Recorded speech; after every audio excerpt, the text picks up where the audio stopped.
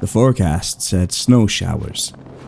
That is the exact phrase that got me to throw my pack in the trunk like I was beating the clock on some fun little weekend reset. Snow showers. By the time I reached the pull-off, the world was already turning white in that slow, steady way that makes you feel like you're inside a shaken snow globe. It wasn't blizzard conditions yet, just thick flakes and wind that kept changing its mind. The kind of weather where you could still hear your own boots in the powder and convince yourself that you're fine. I signed the trail register with a pen that didn't want to work. My glove made my handwriting look like a toddler's. There was one other name above mine from earlier that morning. No notes. No back by sunset. Just a name and a time that felt too early to still matter. The first half-mile in, I started second-guessing myself. Not because I was scared, because every tree looked the same, and snow eats landmarks. Trail blazes disappear when they get frosting on them. Tracks turn into soft dents and then nothing. Your world shrinks to whatever your headlamp hits, and mine wasn't even on yet. I kept going anyway, because that's how I am. If I've committed to something, I'll drag it behind me like a bad decision on a leash. I picked a spot the way I always do. Not too close to water, not in a low pocket where cold air settles, not under dead branches. A little rise off the trail with a couple of thick trunks to break the wind. Nothing dramatic, just a place that looked like it would still be there when I woke up. Setting up in snow is never graceful. I stamped out a rectangle with my boots until the powder packed down, dug out a shallow trench for my vestibule so I wouldn't be crawling into a drift, anchored my guy lines with buried sticks because the ground was too frozen for stakes. My fingers went numb halfway through and I told myself it was fine, because I had a sleeping bag rated way colder than this, and a stove, and those little hand warmers that smell like pennies when they heat up. It should have been simple. It should have just been cold. While I worked, the woods kept doing that thing where it goes quiet in patches. Not the normal snow-muffled sound quiet. I mean the kind where you realize you haven't heard a bird in a while. No squirrel chatter. No little taps from branches. Just wind, and the soft hiss of snow landing on nylon. The first time I noticed it, I actually stopped and listened, like I expected someone to clear their throat behind a tree. Nothing. I finished pitching the tent and went to fetch more deadfall for a small fire. Not to be dramatic, just because fire makes the dark feel less personal.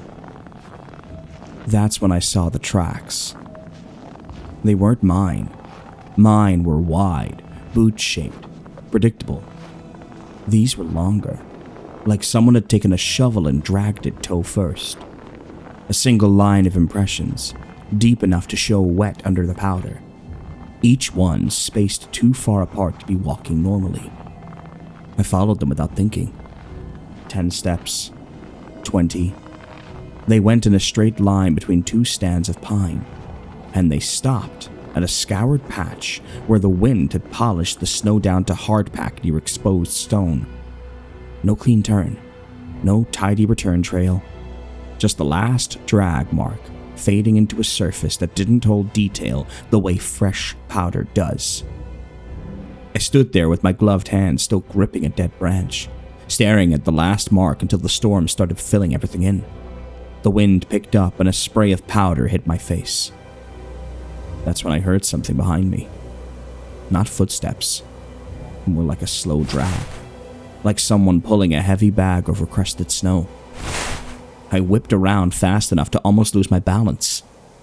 All I saw was the thinning light between trees, and my own breath, and the start of my boot trail back to camp. The dragging sound stopped the second I turned. I did the thing you're not supposed to do. I called out. Hello? My voice sounded wrong. Of course, no answer. I told myself it was a branch, a deer, the wind moving a downed log, anything that fit into the normal world. Then I noticed something that I hadn't the first time. Those long tracks weren't centered the way a person's would be. They weren't two parallel lines like skis either. They were slightly off, like whatever made them had one side of its body heavier than the other. Like it leaned. I carried the branch back to camp and tried to shake it off.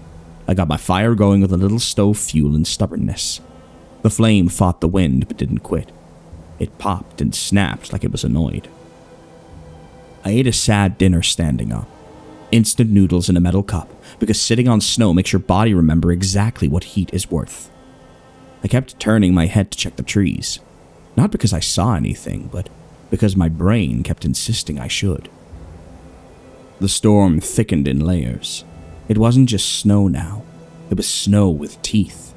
Gusts that shoved it sideways, flakes stinging my cheeks, visibility dropping until the firelight felt like a little island and everything outside it was just a wall.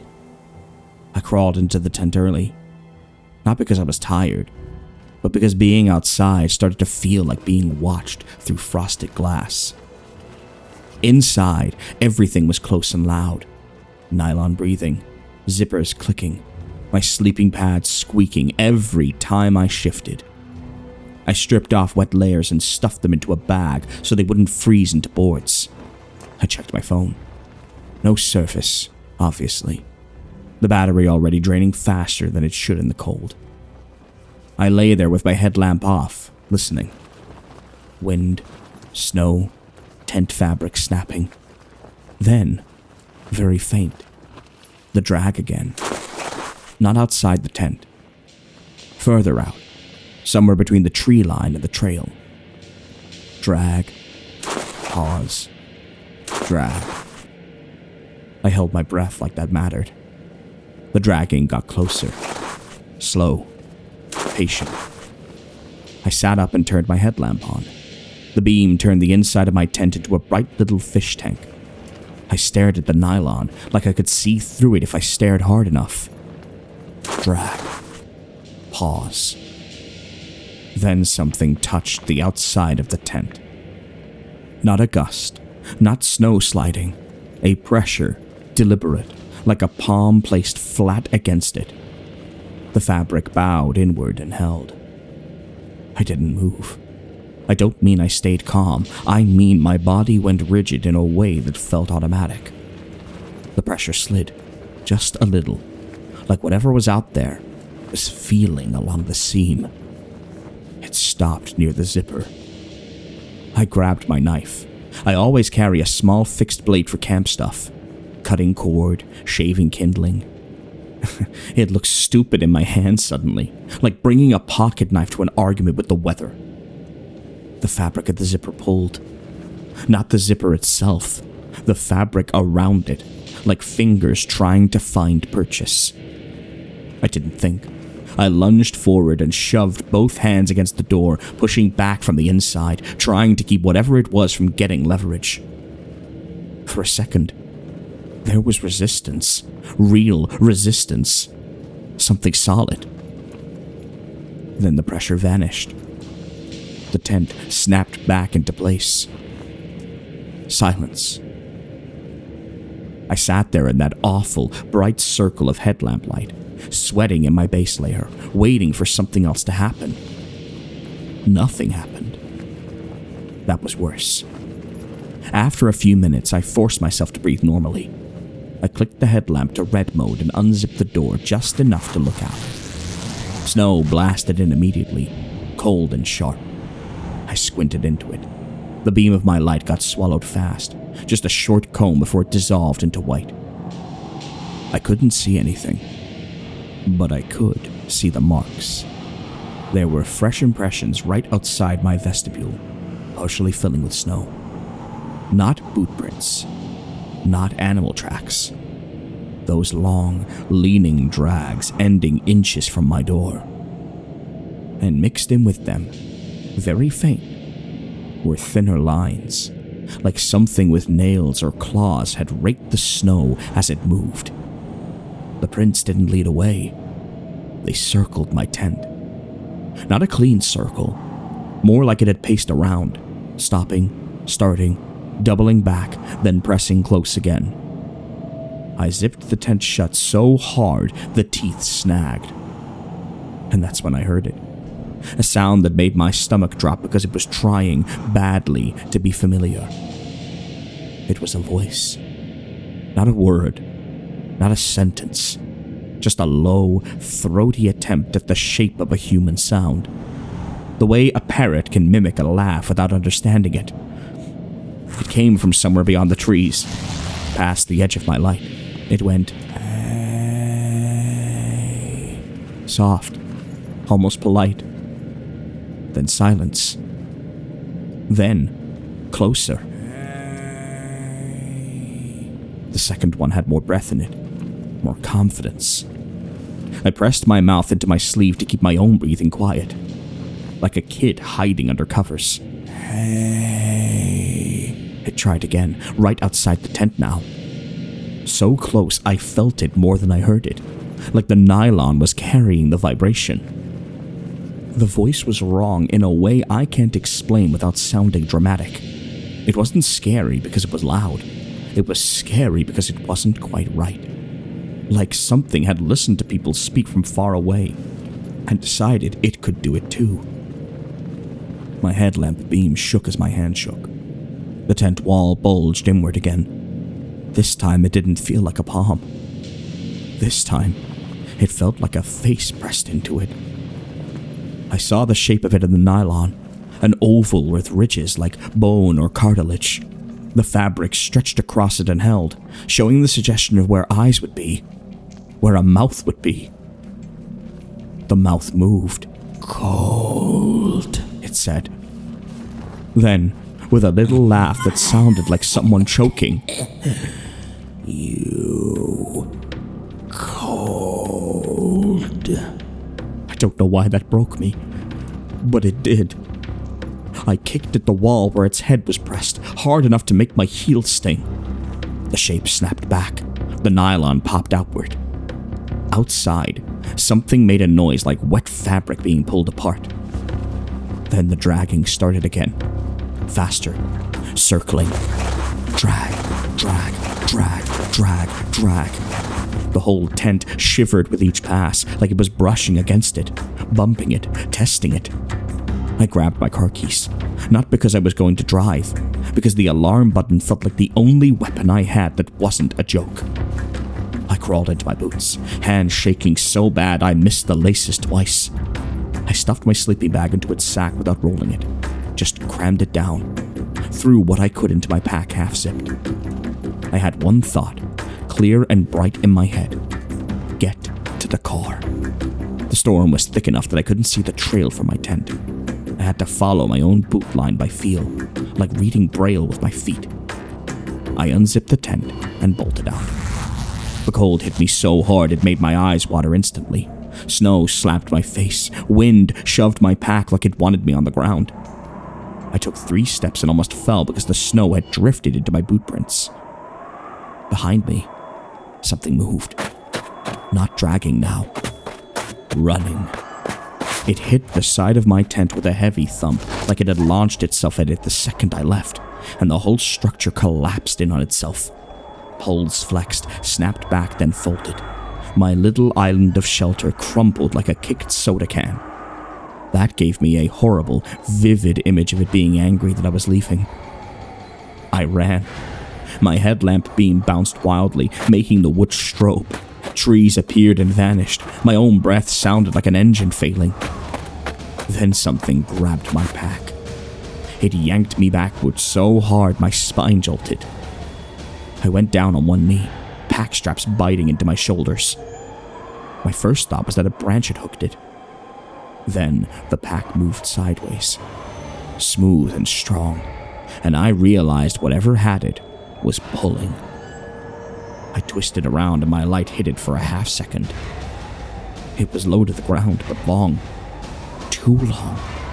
Its body was pale in a way that didn't look like fur or skin, more like packed snow pressed into the shape of something alive. It had limbs, but they didn't bend right. They hinged too many times. And its head looked like it was wearing a face that didn't fit it.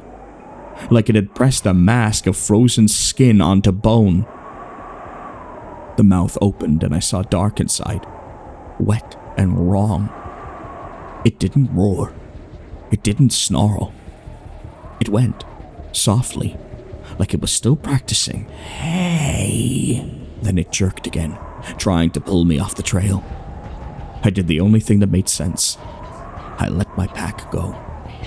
The straps slipped off my shoulders and the thing went with it, tugging it into the white like it weighed nothing. I scrambled up and sprinted. Behind me, the dragging returned for a second as it adjusted. Then it came after me with a new sound. A rapid tapping, like nails on crusted snow. I could hear it gaining. My foot punched through a thin crust and I went down hard, my shin smacking something buried beneath. Rock or root, I still don't know. Pain flashed hot and then went oddly dull. I tried to get up and my leg didn't want to cooperate. I forced it anyway, half running, half limping, tears freezing at the corner of my eyes. My headlamp beam caught the trail register sign ahead like a miracle, a reflective rectangle in the storm. The pull-off was close. I hit the edge of the lot and saw my car as a dark shape under white. I fumbled my keys so badly I dropped them. Had to find them by feeling the snow. Fingers clawing, panic making everything clumsy. I got them, jammed the key into the door and yanked it open, nearly fell into the seat. The tapping sound was right behind me now. I slammed the door. The car rocked. Something hit the side hard enough to make the whole frame creak. I locked the doors out of instinct, like a lock meant anything against whatever that was. The windshield was already frosting. Snow plastered against it. I turned the key and the engine coughed once. Then nothing. The battery, cold-soaked. The car had decided to join the storm in being useless. Another impact, this time on the hood. I looked up through the windshield and saw a shape on the glass, inches away, sliding down slowly. Not a face. Not fully. Just a pale oval pressing against the windshield from the outside, leaving a smeared patch where frost melted under it. The mouth moved, muffled through glass. "You cold," it said. Then it made that choking laugh again. My hands were shaking so hard I could barely press the panic button, but I did. The car erupted into noise, horn blaring, lights flashing, a ridiculous, desperate alarm in the middle of nowhere. The shape flinched. It peeled off the hood and dropped into the snow with that wrong, jointed motion. The head turned towards the sound like it didn't understand it, like it was hearing a new kind of animal. It took a step back, then another. I hit the ignition again and again, begging the engine like it was a person. On the fourth try, it caught. The heater fan whined weakly. The headlights cut through the snow in two pale tunnels. I threw the car into reverse without thinking about traction, and the tires spun, then grabbed, then slid. I fishtailed, corrected, and backed onto the road like I was fleeing a burning building. In my rearview mirror, through the chaos of white, I saw it standing at the edge of the lot. Not chasing now, just watching. It lifted one arm slowly, like someone waving goodbye. Then it raised its hand to its mouth, pressed fingers against it, and moved them like it was shaping sound. "Hey," it said one last time. And it sounded closer to normal than it should have. I drove until I hit pavement that looked plowed and saw lights in the distance. The shaking didn't stop. My shin had swollen under my pants, and when I finally dared to pull over somewhere with a street lamp, I saw blood seeping through the fabric where it slammed it onto whatever was under that snow crust. The next afternoon, after I'd gotten my leg looked at, I went to the ranger station and asked about the other name on the trail register. The woman behind the counter went still for a second, and then told me the register wasn't for public discussion, and that if I wanted information I could file a report. She didn't meet my eyes when she said it.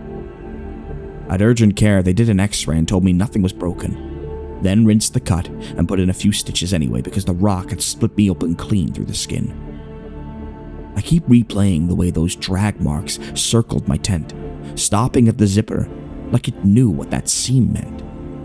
I keep thinking about the way it practiced that one word, over and over, like it was trying to get the tone right. And every time I catch myself wanting to write it off as storm panic, I remember the pressure of something solid through the tent wall, and the sound it made when it peeled away, wet and wrong. I haven't slept outside since.